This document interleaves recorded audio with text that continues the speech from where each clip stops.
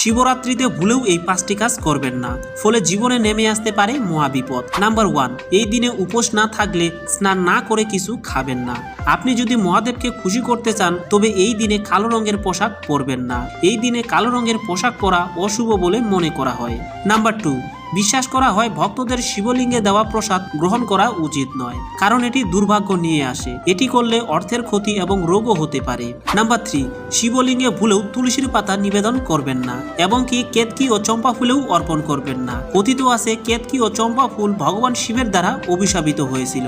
সাদা হলেও ভোলানাথের পূজায় কেতকী ফুল দেওয়া উচিত নয়। নাম্বার 4, শিবরাত্রিতে শিবকে 3 পাতার বেলপত্র অর্পণ করুন। ভাঙ্গা বা সেরা বেলপত্র দেওয়া উচিত নয়। নাম্বার 5, শিবলিঙ্গে কখনোই সিঁদুরের তিলক লাগাবেন না। মহাশিবরাত্রিতে আপনি ভোলানাথকে খুশি করতে চন্দনের টিকা ব্যবহার করতে পারেন, তবে ভক্তরা দেবী পার্বতী এবং গণেশের মূর্তির ওপর সিঁদুরের ফোঁটা লাগাতে